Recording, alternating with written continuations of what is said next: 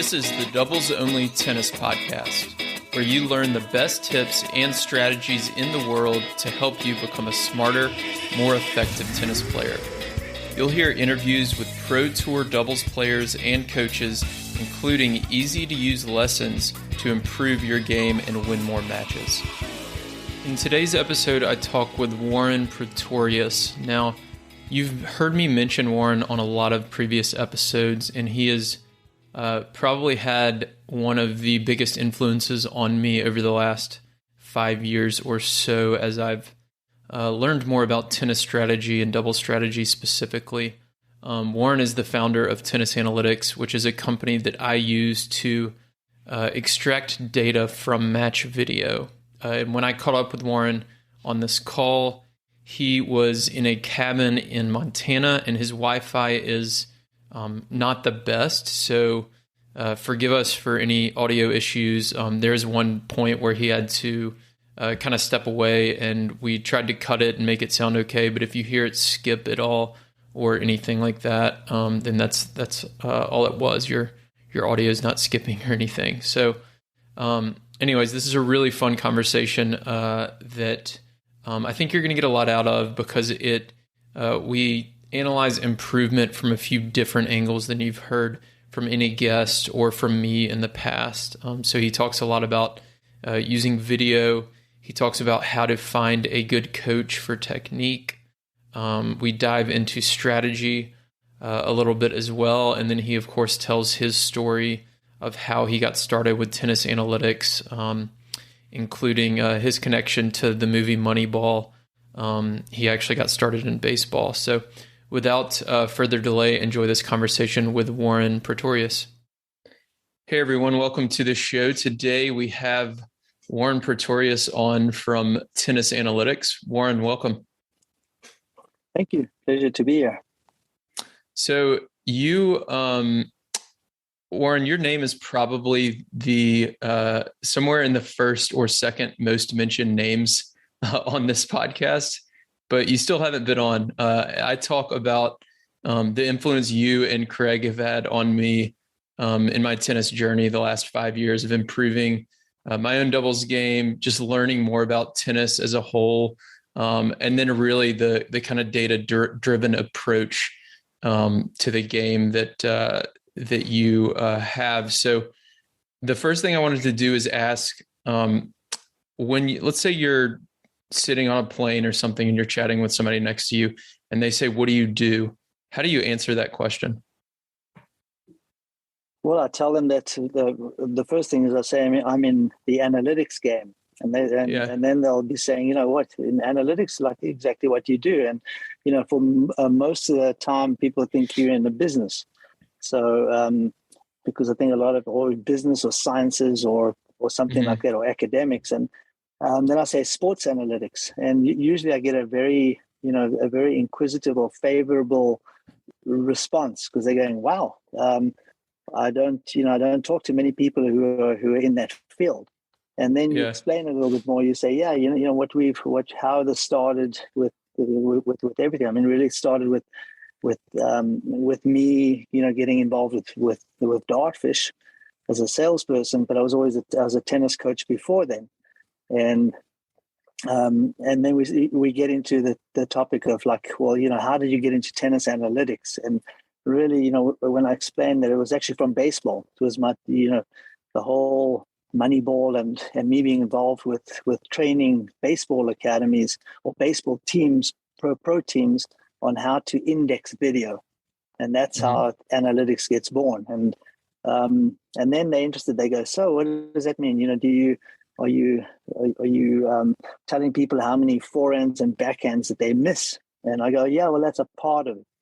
But a big part is just, breaking down everything that a player does. And then getting into being, how you use it is not only for a player's own development, but also then for scouting data. Right. So I didn't know that it started with baseball. So you were working with some baseball teams? Yeah, so when I ran an academy and was very heavily involved with Dartfish early on. It was a new software. It was primarily a ski software. So I worked with the US ski team because they're based in Park City.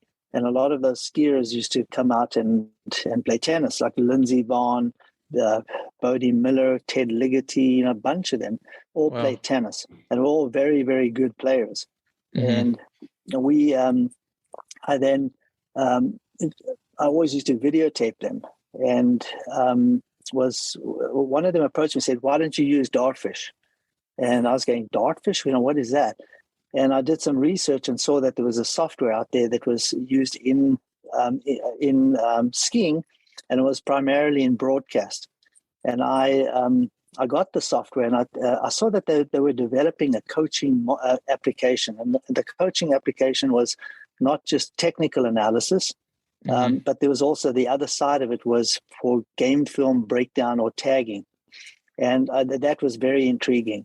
And so I developed I started working on that, and one thing led to another. Is I became pretty good at this, using the software, and Dartfish hired me, and I became the region director for the Northeast. So it was New England mainly, and I then, even though I was living in Utah, I'd spend 1 week a month out there and visiting all the universities. But a primary market then and still now for Dartfish is Major League Baseball. And baseball it was and is the leader in the collection of stats or indexed stats. So when I say indexed stats, it just means that the stats are linked to the actual video. So anyway, I started training the baseball teams because all of them wanted to, get an edge on this. It was started by Oakland A's and Billy Beane. Right. And so I did a lot of training. I think I did the training for the Yankees, it was Red Sox. I know that the other guys in Dartfish who were involved also. And it was the Rangers, a bunch of teams. But I was learning, because when you start seeing how they're using stats, and at that stage, how tennis was using stats, it was night and day. Yeah. And so I learned a lot. And really the tennis analytics model was built on the learnings from what I saw in baseball. And, at about the same time, I was also doing some early projects with Craig O'Shaughnessy. So, and that was a long time ago. It was probably around 2000, I would say 2002. I remember that because it was around the time of the Winter Olympics that we were getting into all of this. 2002, 2005, in that period. Yeah. Wow. Okay. I can't believe I didn't know that full story, and that it was actually connected to baseball, because I always associate it, like when people ask me about, how the tagging works and stuff, I use the Moneyball phrase to tell them, but I didn't know you actually had that connection with baseball. Connection. Yeah. So fast forward to recent years, now Tennis Analytics, you've got 20 or 30 employees. Is that right? Yeah. So actually, it's not just on Tennis Analytics. I formed Tennis Analytics in about 2011, but it really became operational in about 2013. And then we started, the cornerstone was I worked with Djokovic and with him and his team, and then worked with a bunch of other pros, and also with started working with college teams. And that was an interesting, a difficult nut to crack, because it's not like the pros or an individual player where they play a match. They're going to play one match, every day, or maybe one match every other day. Whereas a college team is playing 6 singles and 3 doubles one day and on a match, and that's about 12 to 14 hours worth of footage. And they usually do that 2 or 3 times a week. So we did that, which meant that we needed to have a staff. And in the beginning, I was thinking, we used college students who were pretty tech savvy and could chart. But again, the commitment was sort of fickle, because they got exams, and they usually have exams around May or June. They have big exams, and then they've got to take off, and that's really at the peak of our season for NCAAs and the French Open and Wimbledon.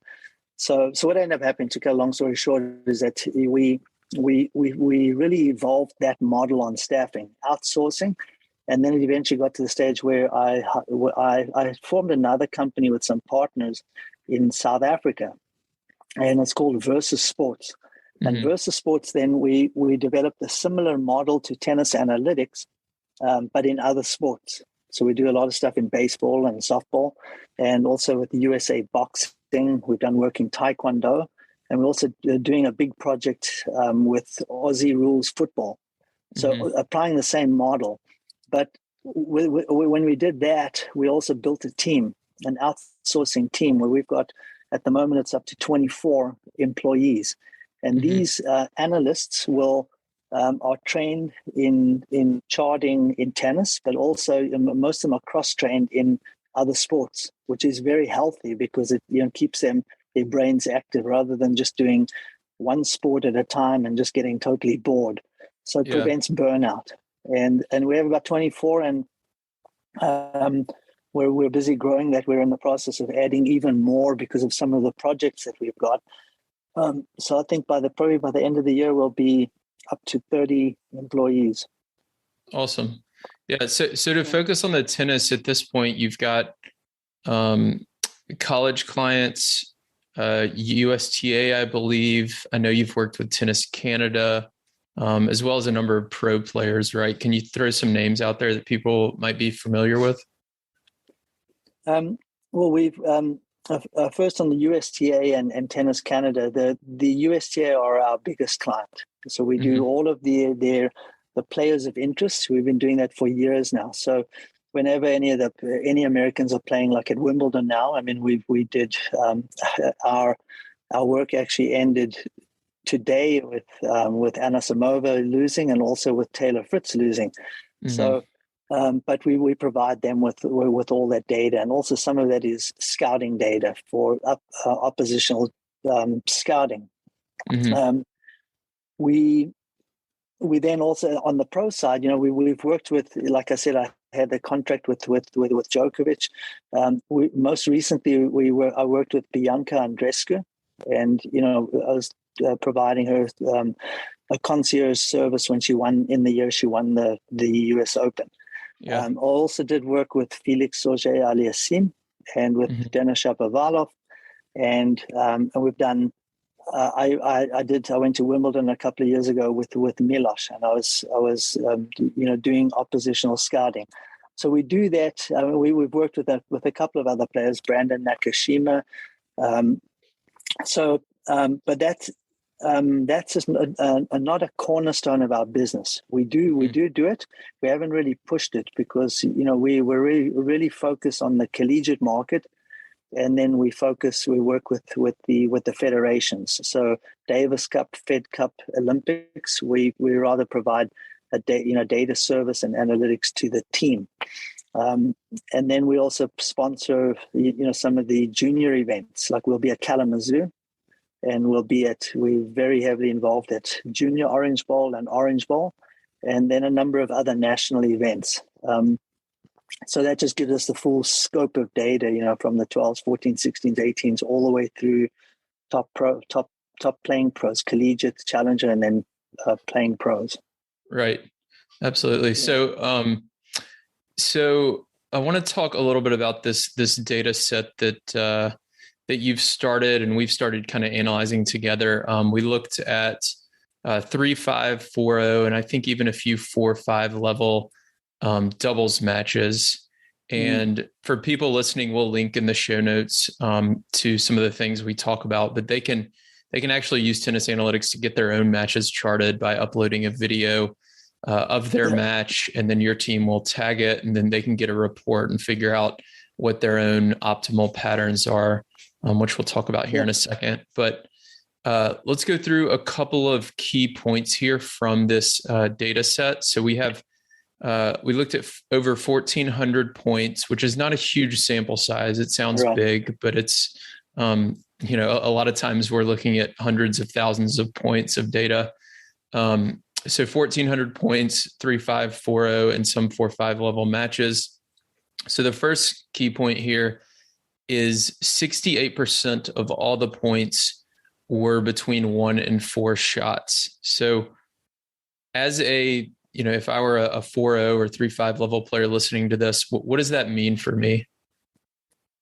Well, the rally is, like we know, one of the universal truths of the sport, and I think it's been pointed out by Craig in depth and at length, and also in the articles that I've written. It's sometimes misinterpreted, but one of the universal truths of the sport is that rallies are very short. Most rallies end within 4 shots, and then the majority of points, then even, if you look at the first 6 shots and then the first 8 shots, and that it's very rare that points go longer than 3 touches per player. There would be a 6-shot rally, but most of them are done before a player's even hit their 3rd shot. So what that really means is it doesn't mean only go practice playing short points, but what it means is pay special attention to the first 2 shots that you hit. So the most important shots in tennis are going to be the serve and the return. So be good at those. And typically it's like, I don't want to say don't miss them, because you have to be aggressive. A double fault like on the serve is not all bad, okay, but too many are bad. So you've got to be aggressive on your serve. You've got to spend time practicing that serve, and you've got to also spend time practicing the return, which is probably the most under-practiced shot, and it's probably the most important shot. Most lessons that players take, they'll go out and they'll go hit balls with their coach, and they'll do a lot of rallying, a lot of drilling, cross-court, and all of that, and then at the end of the lesson, the coach will say, "Oh, we've got 5 minutes left. Let's go hit a few serves."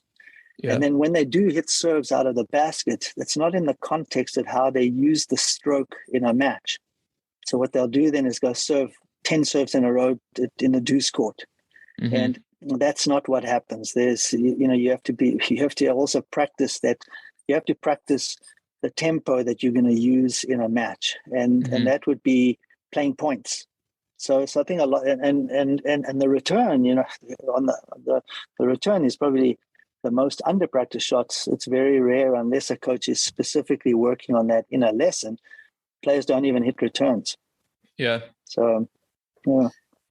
So with 68 at 1-4, and then I also saw 93% were 1-8. So that means only 7% of points in this data set were 9 shots or more, which is crazy. That's 4 touches. Yeah, remember that this is also doubles. Okay, so in doubles the points are are shorter than in singles.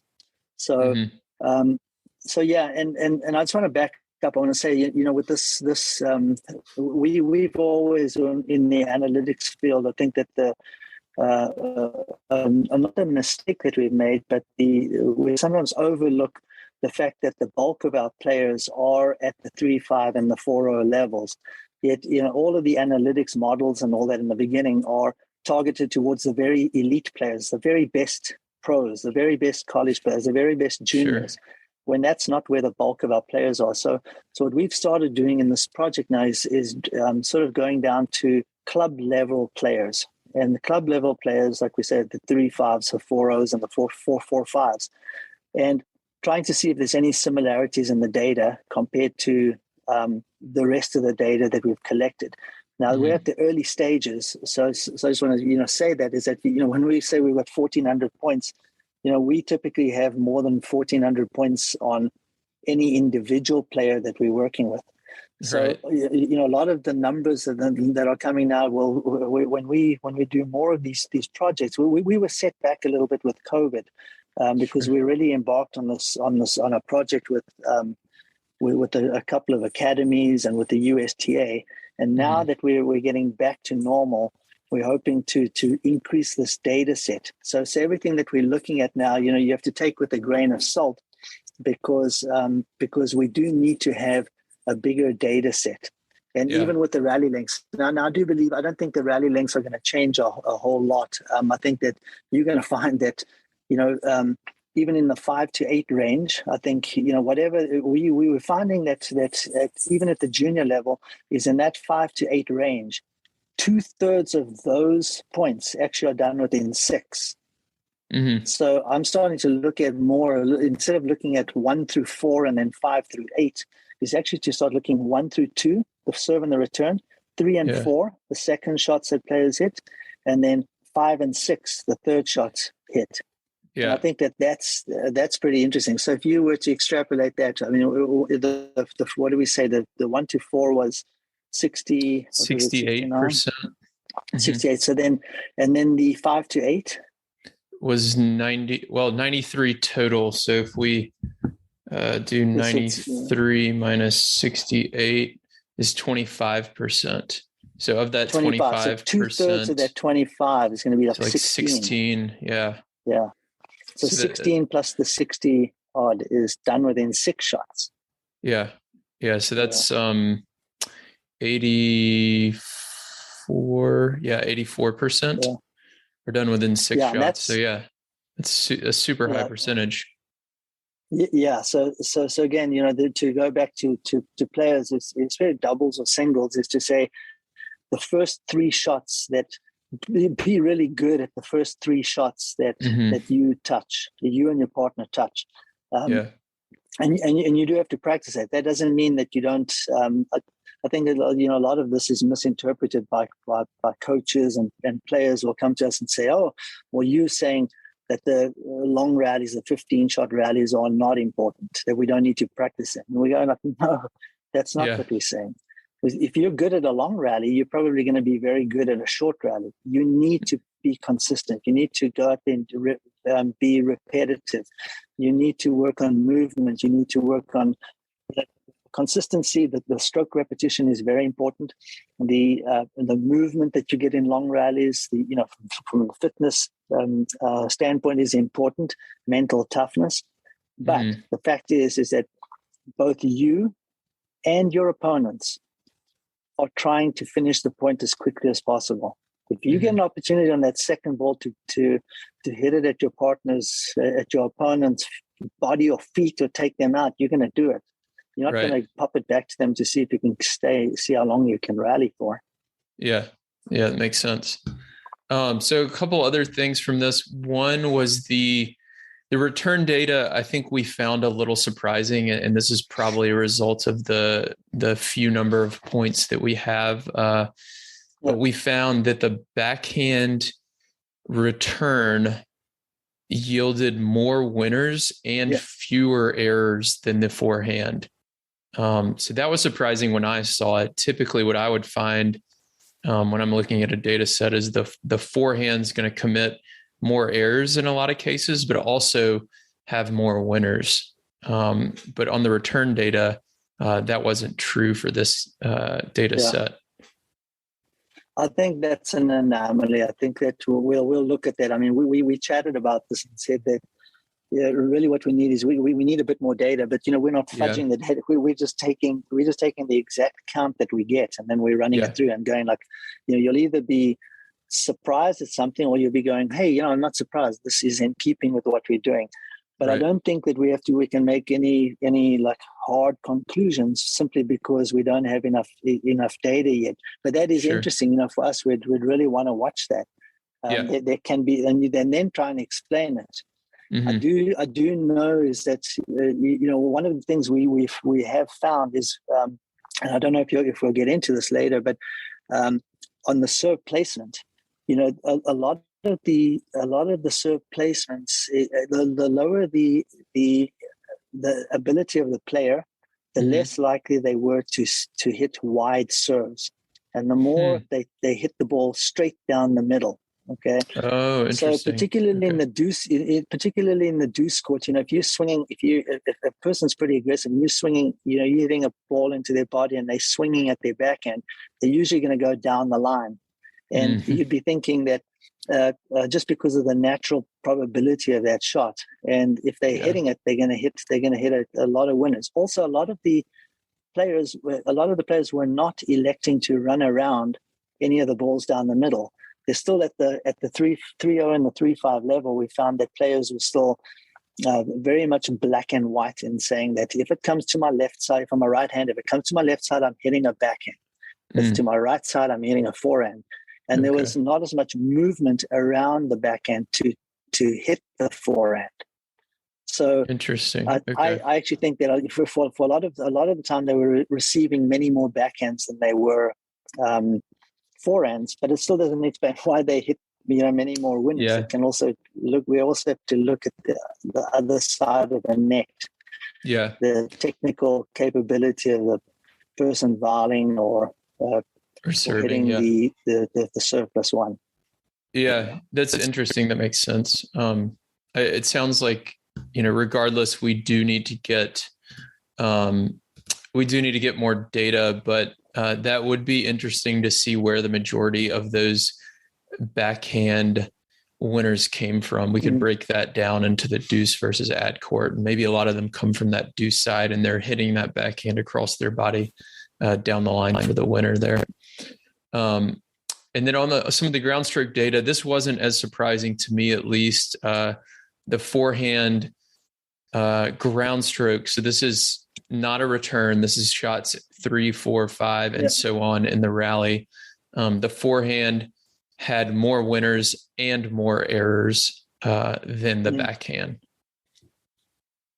Yeah, because I think once the points get started, and then and players look on the return of serve. It's a more advanced player that can take a serve and run around it and hit it. I think in a ground stroke setting, when they're standing further back, then players will naturally gravitate to hitting a forehand because it's the more dominant side. So that's not surprising. We see that across all levels of the sport, is that the forehand is a weapon. And as Craig, as Craig says, the forehand is the sword and the backhand is the shield. And and that's in keeping with that. The forehand is definitely the dominant stroke. Yeah. So outside of this data, I want to just talk about kind of general improvement. I've talked to people on this podcast in the past a little bit about technique. I don't coach technique, as you know, because I really just don't trust myself and have the experience doing it. And there's not, from what I see, at least like going to these USTA tournaments, and I'll watch 4-0 players play, and I just see all sorts of different technique taught. And I think I remember telling you back at that conference in 2019, I filmed myself serving and had coaches come up to me and talk to me about my serve technique, and got just advice all over the board. But if somebody's a 3-5 or 4-0 level player listening to this and they want to get to the next level, whether it's 4-0, 4-5, where do you recommend people start as far as leveling up their improvement? I think first is like find a person who knows what they're doing. Somebody, one of my mentors was Vic Braden, and Vic said, it's the laws of physics define the stroke. Not some coach's unique theory or opinion. The first thing I'd say is if you're getting your information about on YouTube, be very careful. Okay, because there's a lot of very professional looking content out there that is a lot of garbage. Okay. Yeah. So I really think wherever you're getting your information from, make sure you vet what they're saying. And we're bound by the laws of physics. So if you do the things that a 3-5 does, then you'll be a 3-5. So the biggest thing is to accept the fact that you're going to have to make change. Okay. And change is pain. You cannot change your stroke in a couple of days.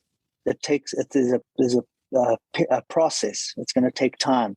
So the first thing to do is commit to change, and know that it's going to be painful. That your game is probably going to get worse before it gets better. And then make sure that whoever you're getting your instruction with knows what they're doing. For the most part, a 3-0 or 3-5 player, one of the biggest pain points is going to be the fact that they have to change grips, because it's easy in the beginning. A player picks up and they'll use an Eastern forehand grip, and it's pretty easy. That's what they're going to serve. So if you want to improve your serve, you're going to have to switch more to a continental grip, and that is very difficult. But players do it. Okay, so if you look at it and you say, you very rarely find a 4-5 player that has a, I don't want to say very rarely, I want to say it's more rare or rarer that you find a 4-5 player with a frying pan grip. Okay. Yeah. So you're going to get outside of your comfort zone and accept the fact that you have to make change and get somebody good, somebody knows what they're doing. I can name off a couple of guys who are really, really good and on that you can access on the internet, and you can get some sound advice. Also, there are some good books. Go read some of Vic Braden's books. On technique. People will say, "Oh, wait a minute, the game has changed." The laws of physics haven't changed. So there's still things that the court dimensions haven't changed. So there are still some things that the top players do that makes them the top players. Yeah. And you got to look at those elements. So for somebody listening, if they want to go find a good coach, you said like vet the coach, make sure they know what they're doing, but how, like if I'm a 4-0 player or a 3-5 player, how am I supposed to know what they're doing? Like what questions should I ask? And actually, before you answer that, who are the online resources? I want to make sure we link to those. Well, my first stop, and it's a guy I know really, really, really well. I've known him for a long time. I really admire what he has done, and he follows, a lot of the teachings of, some of the great teachers like Vic Braden. There's a bunch of them. Welby Van Horn. I can name a couple more, but the guy's name is Steve Smith, and there's a guy Steve Smith, and then he's and another guy who's been involved with him is Andy Fitzell. But if you go look at Great Base Tennis, okay, I think it's just greatbasetennis.com. There's a lot of free stuff up there.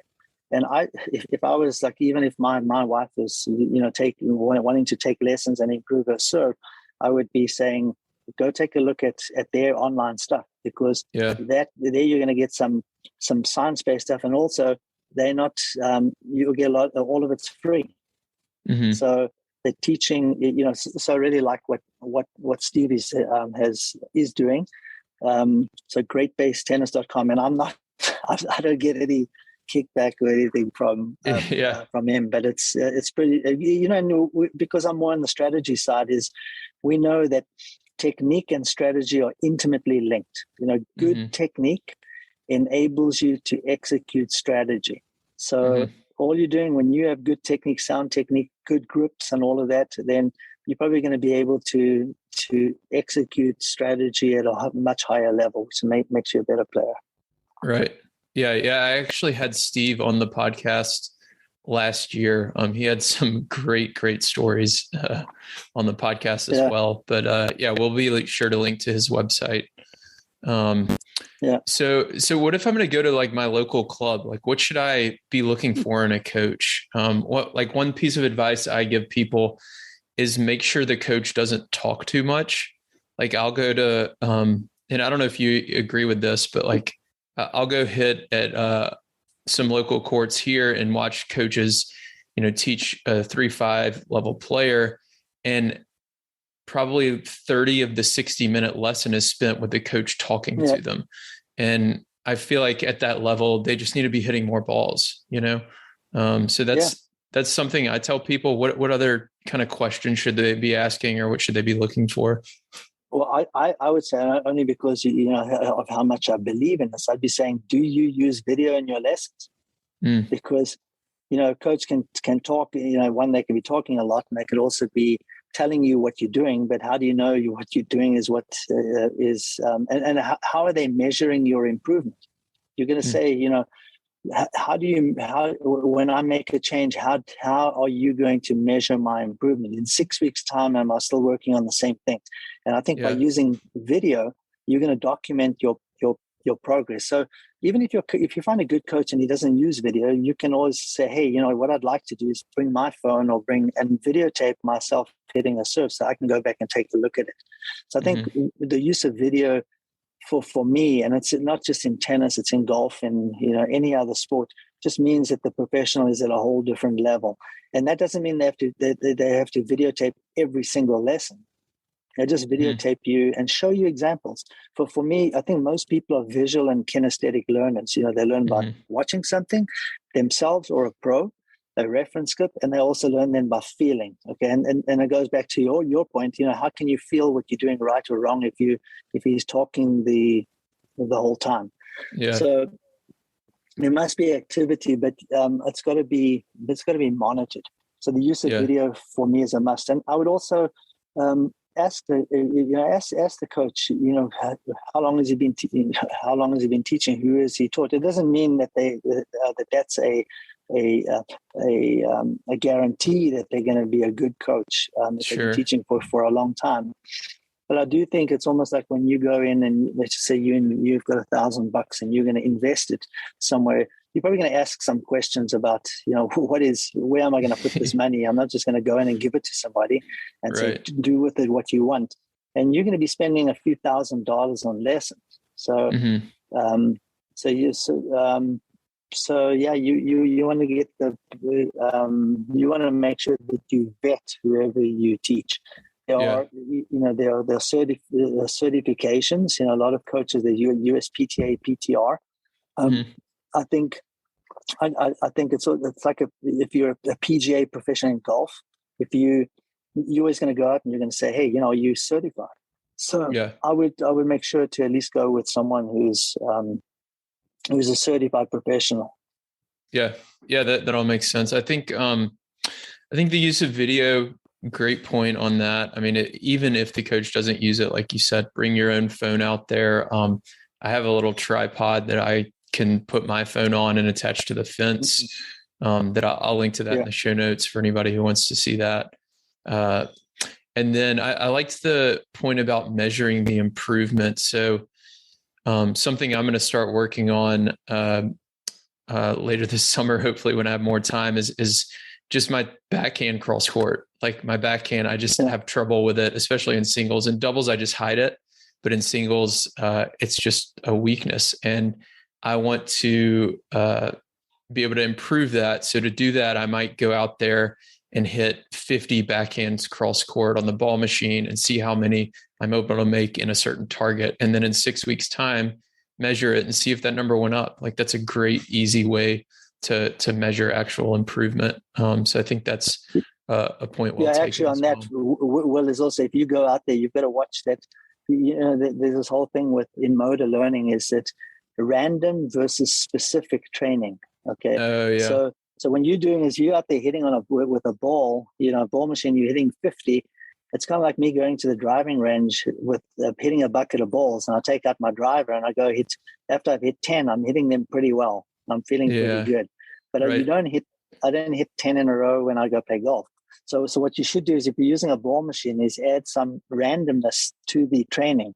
And maybe while you're focusing on one target cross court, you actually need to change your movement pattern. So you're not always moving to the same ball, to hit them from different depths and also from different starting points, but alternate also maybe with one down the line and one cross court, or change it up.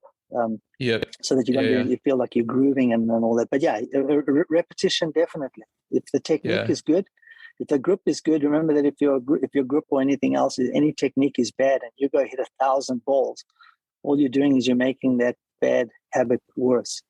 Right. Yeah, that makes sense. Yeah, I'd forgotten about that. You taught me that a while back, and that's in your certification course. But maybe the ball machine drill would be a forehand followed by two backhands, and I kind of alternate one down the line and one cross court or something like that. And then I can measure, just measure the backhands, but you need that forehand in there to improve.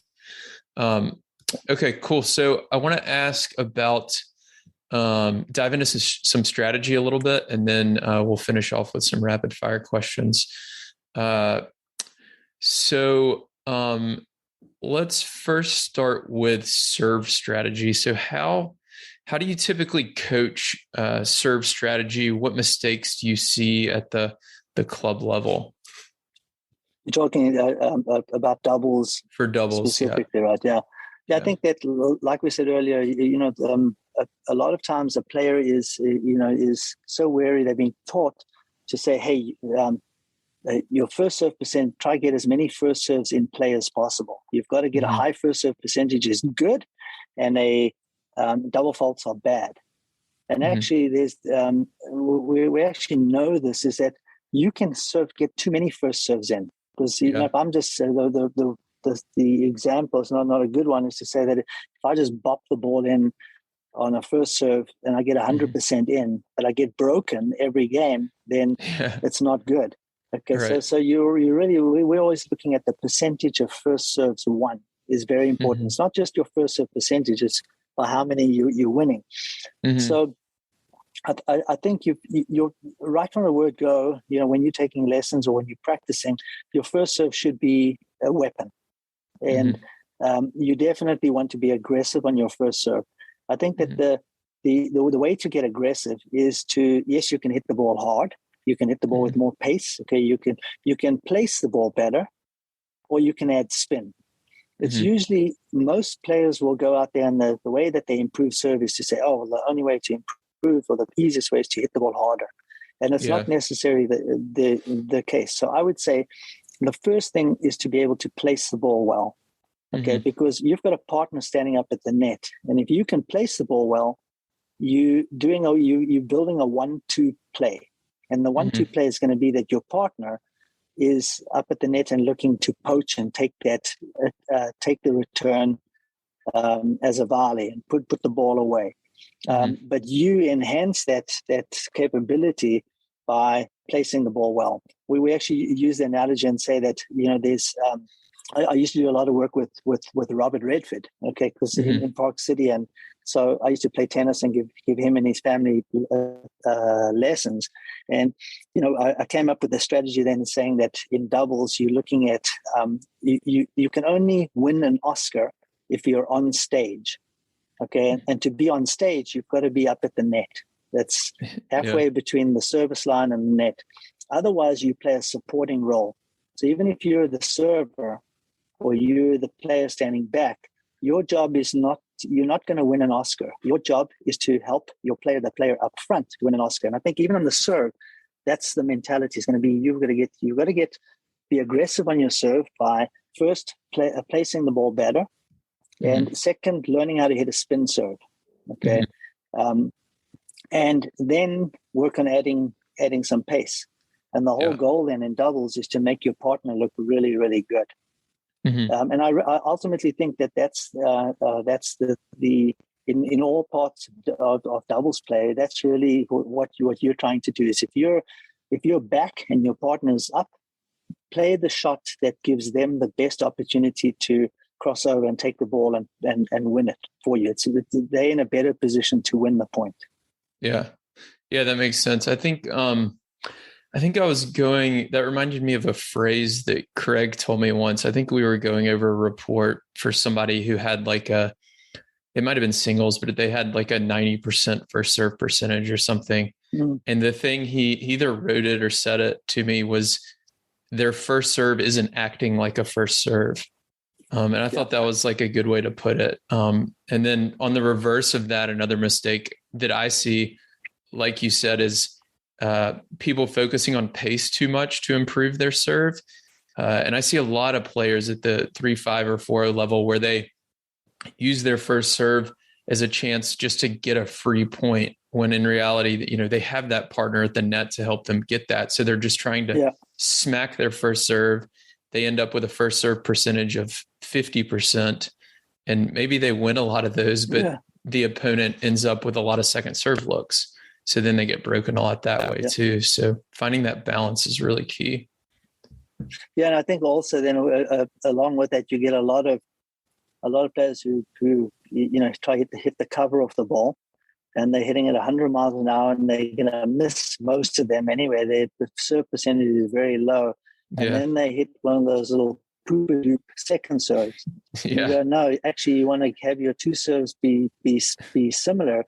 So I usually find that when a person starts training and working on a good first serve, especially with spin, is their second serve is almost pulled up, is elevated. That the second serve gets better just as a result of their first serve. But I really believe that for all club players, you've got to learn how to use spin. That is one of the key differences. It's not so much pace. Look, if you're not all of us, or especially not me, is 6'3" or taller. So it's difficult to add pace on the serve. It's easier to be able to work on placement. And as I said earlier, is that we find with the club players, most of the serves are hit down the middle because they're worried they're going to miss.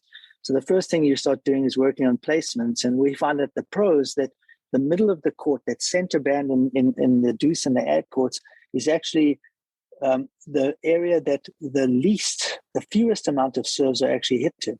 Most of the serves are hit out wide to open up the court, and then also down the tee. Because when you're serving down the tee, you're really giving your partner the opportunity to poach. And when you are serving out wide, then you're opening up the court, you're splitting your opponents, them and their team, and you're creating gaps for your next shot. So I remember looking at the data and seeing that on first serves, especially, they like to go either wide or tee rather than into that body. So let's talk return strategy. So how do you think about return strategy? What are some mistakes you see? How do you recommend people focus on getting or breaking serve? Yeah, I think on the return of serve, I think that there's two different, depending on the strength of the serve. Okay, the return of first serve is usually the returner is reactive. Your number one job is just to get the ball back in play. Don't miss the return. Okay, and sometimes players will go too big on the return, and they miss it when really all they need to do is just get the ball back. Okay, to give their partner, the returner's partner, an opportunity to get onto that stage and win an Oscar. Okay, right. So your number one job is as a returner is, if you on the first serve you're reactive, is get the ball back in play. On the return of second serve, you can generally be a little bit more proactive or aggressive. But again, the emphasis is don't miss the return. Your biggest danger on the court obviously is the service partner. So you've got to get the ball by them, but don't risk the lines. I think a lot of players miss wide because they're so worried about the person at the net. And I think so a good rule of thumb is just to use the single sideline as a target area, because it gives you a margin for error. Okay. And again, if the mindset is going to be that on the return of serve, you are trying to get your returner's partner, who starts off in the most precarious position on the court, you're trying to get, in the middle of the court, they're standing right in the middle of no man's land. You would just want to give them the opportunity to get in, because they're going to get in quicker than you are, and to give them the opportunity to poach. So don't miss the return. Also, as we just said at the start of the podcast, is that the return is the most under-practiced shot. You're going to get better at your return of serve by hitting return of serves. Yep. And that's not just someone serving out of a basket. It's trying to play some points. So if you're going to drill, always do a drill starting with a one player serving and one player returning, or at least one of those shots. Yeah. You can always do the cross court doubles matches too if you only have one partner. I do that a lot, where the doubles alley is good, and then the middle service line extended is the other line that's in or out. So that's a great way to do it. What about I like how you break down first versus second serve. So we're being reactive on the first serve, really focused on not missing. Second serve, we're being more proactive. But what if the opposing net player, so the server's partner, is really active at the net? How should we avoid them? Do we need to just go down the line or lob it? How do you think about advising in that situation?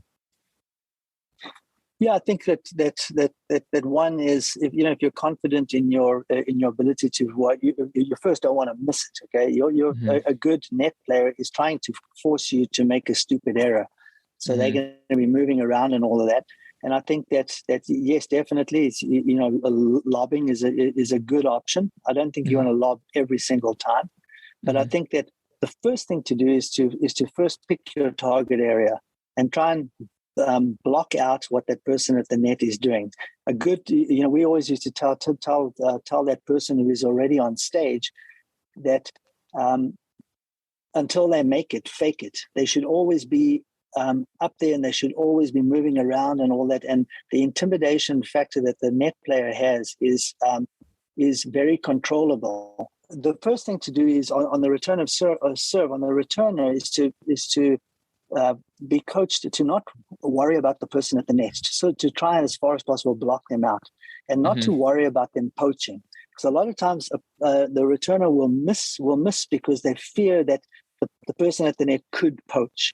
Sure. But they haven't really tested them. They don't even know if they know how to volley. So I think for the first one, it's like, just pick a target area, use that center, the service sideline, and make the return. If they got poachers, and it's a winner, you've learned something. Okay, but don't make any changes until you really need to. That you need to make your opponents need to first prove themselves. Right. Then after that, you can say, okay, wait a minute, this guy is poaching well. So maybe what you do then is to then test them down the line. Hit it at them, see what they do. Yeah. And then you also have the option of the lob. Yeah. Yeah, that makes sense. Yeah, I always try to advise people, make them beat you at the net first before you change your solid cross court return, because especially at the club level, if you're able to hit a solid low return kind of at that singles line or over that middle net strap area, most players are not going to be able to hit that volley for a winner at the 3-5 level.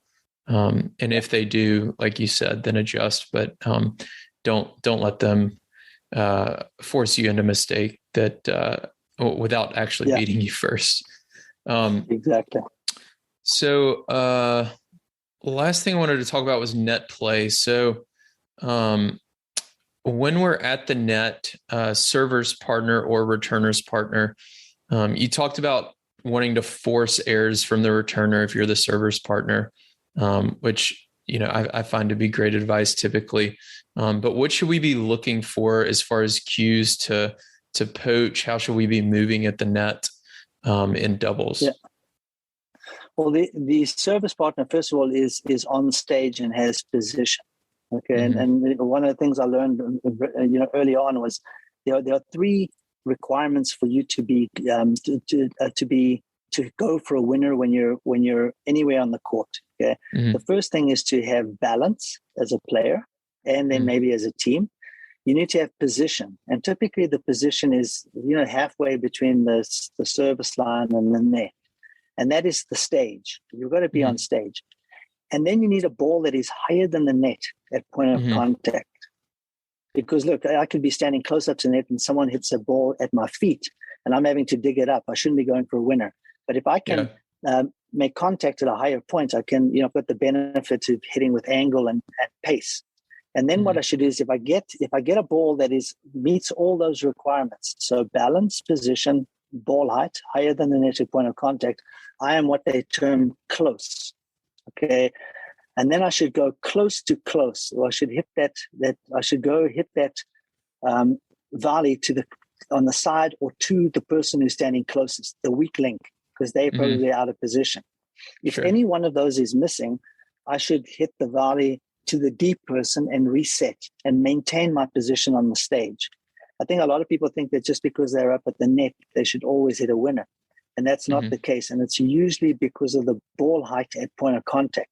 Now, sometimes you can control that, because if I stand and I wait for a ball to come to me, then the ball's going to be dropping with gravity, and I could be standing halfway between the service line and the net and just be hitting a lot of balls on my ankle height.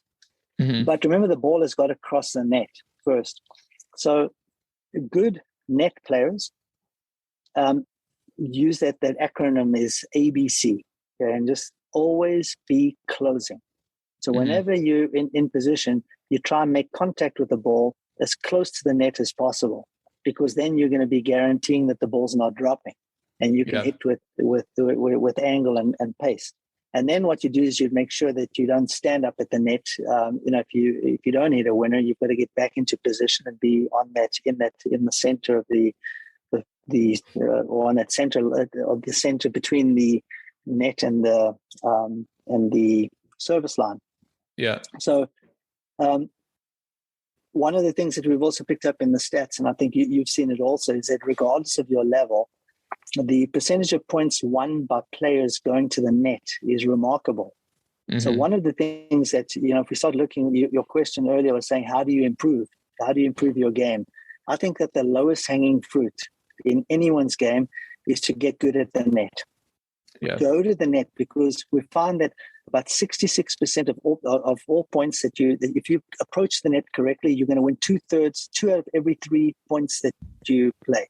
And sometimes you're not even going to have to volley, because you put so much pressure on your opponents that they miss the ball. So again, that is one of the things that's not practiced enough. And I think that when you do practice going to the net, usually it's in a very controlled feed. So I'll be working with you, Will, and I'd say, okay, well, let's hit. I'm going to feed you some short balls, and then I feed you just a perfect short ball, and you hit your nice slice approach, and you get to the net. Then I feed you a forehand volley, a backhand volley, and an overhead. That's not what opponents are trying to do. Opponents are trying to hit the ball away from you. They're trying to hit the ball at your feet. They're trying to hit the ball at your face. Yeah. So the way to do that is to play live ball points and get to the net, so that the old perfect volley where you volleying at eye level, bend your knees and all of that. While it's very nice and you do have to learn that, it's not what you're doing when you play in a match. Yeah, that makes sense. One of my favorite drills that I've seen, I saw last year at Indian Wells, Shea Su Wei was doing this, and then I saw Marcello Arevalo here at the Dallas Open doing it this year. He just won the French Open. They had their coach standing, in both cases it was in the ad court, but you can do it from the deuce court. But they had their coaches standing in the ad court from about a returner's position. And Arevalo and Shea are standing across the net from them on the same side of the court. So they're like the server's partner, and the coach is like the returner. And the coach was just blasting balls over and over again at them. And it replicated a real live, really hard return against a first serve, for example. And all of the volleys were pretty difficult. Some of them were above the net. Some of them were dipped at the feet. And it was just rapid fire, very quick reaction. And I remember watching that and thinking, like, I'd never seen a club level player practice volleys like that. It's always just kind of back and forth, hitting to the person at the baseline, and the net player hits back to them, and so on. So it's a great drill if you have a coach you can feed like that. Yeah, I mean, even if at the club level, even if you're playing, playing with you have some friends and all that, and you're just doing that, the reflex volley game, and where everyone has to start back on the service line, and then somebody just feeds it. And then you play out the point, because then you're closing, you're practicing closing, you're practicing putting the ball away, and also you're getting balls that are not the nice easy volleys. You have to be much more reactive. Yeah, absolutely. All right, so let's go through a few rapid fire questions, then I'll let you go. What is your favorite tennis book?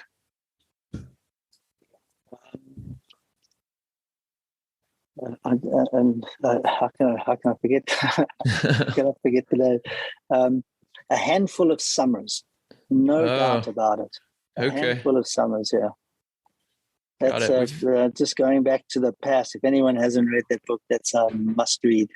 Yeah, I've had a few people recommend it. I'm going to have to read it. It's been too many people. What's your favorite non-tennis book? No, my problem is that I don't. While I read books, I always forget the names, even like movies or TV shows. So I've read a lot. But, so I think that that a book that had a great impact with me was The Gene Thing.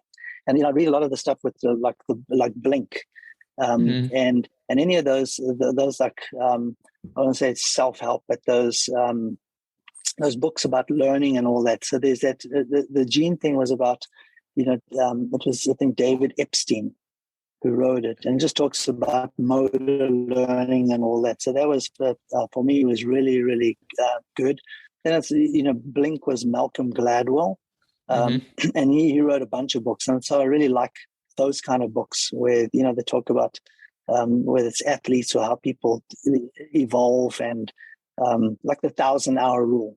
We all learned a whole lot about the 1,000-hour rule, and when you really read into it, that's not actually true. Yeah. I can spend 1,000 hours practicing basketball, or 10,000 hour rule. Excuse me, not 1,000-hour rule, 10,000 hours. I could spend the next 100,000 hours, and I'll never become an NBA player. Yeah. So right. Yeah, it makes sense. Cool. Well, yeah, we'll link to both of or all three of those in the show notes. What's your favorite tournament? I have a bunch of favorites. Obviously, I think the Wimbledon is great. It's just a spectacular event to actually visit and be at. But I actually think that my favorite event favorite tournament of all time is NCAA's. Oh, wow. Okay. Cool. We have not had that answer yet. It's almost like it's a major. Yeah, it's almost like a major, and we know that you get highly competitive, and it's a team play. You're getting singles, you're getting doubles, you're getting guys playing on a team. I think that every single junior and even club players need to go to the NCAA's and go watch the atmosphere and go see that kind of tennis. It's remarkable.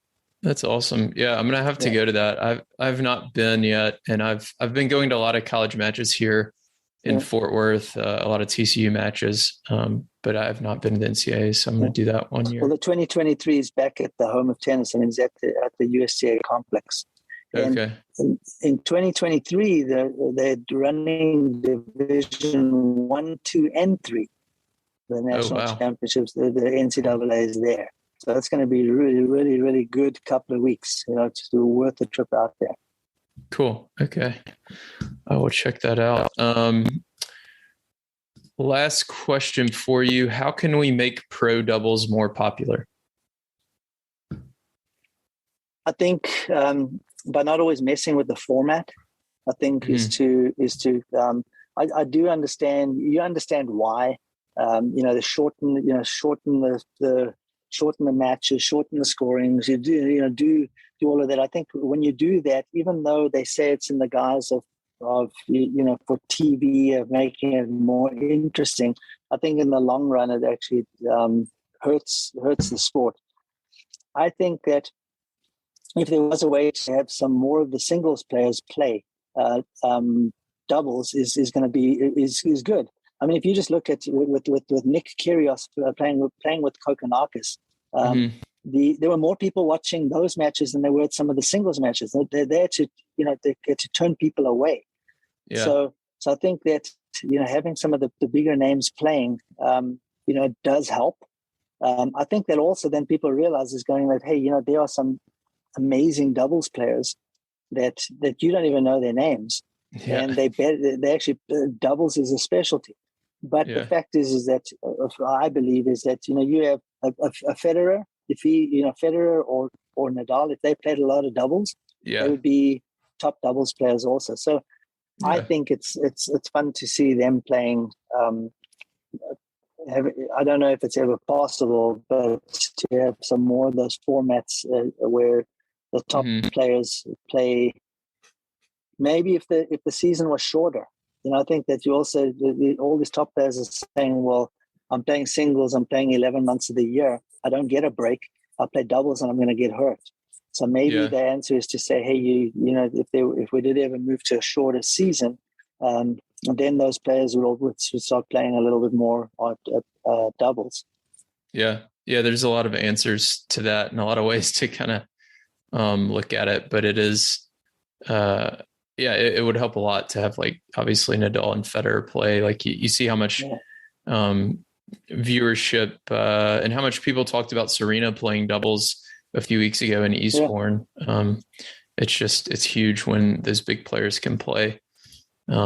So anyways, that is all I have today, Warren. Thanks for hopping on. Any final requests of the audience? We'll be sure to link to your website, tennisanalytics.net, so that people can check that out. They can upload their own matches and get a player report. Any other requests of the audience? No, I think the stat of the week, that's on our website. We're posting that weekly stat of the week. There's singles and there's doubles there and all that. It's free. There's no obligation. But if you sign up for that, it's a good 30-second read, and it's just got an interesting stat of the week. Mm-hmm. We're focusing on Wimbledon now, and next week, next week we'll do a wrap up of the quarterfinals through finals for the champions. So it's just some interesting stats, and usually we're just picking out one important stat, and we'll write a little bit about it. It's a 30-second read. So I think sign up for those. I think there must be about close to, we've got a library of quite a few. I think I haven't counted, but there's got to be close to 100 at this point. Yeah, and I'm busy working on categorizing them all, because I've had some requests. People say, "Wow, you got so many," but how do I look at only the doubles ones? And I think that I'm working on that in the near future, so that you can go sort and look at just the doubles, or just net play, or look at very specific stat of the weeks. So. Sure. Cool. Awesome. Well, for anybody listening, tennisanalytics.net is where you can sign up for the stat of the week, which is totally free and a very easy way to dive into some of this data and analytics. But thanks again, Warren, for hopping on, and thanks everyone for listening. And I will talk to you all in the next episode. Thanks, Will. If you're a doubles player, you'll love our weekly strategy newsletter. Every Thursday, I send you my best doubles tips, tactics, and strategies that you can use in your very next match. And when you sign up, I'll also send you a free 20-page ebook that has my favorite doubles tactics for forcing errors and getting more easy volleys at the net. Go to thetennistribe.com/newsletter to sign up now.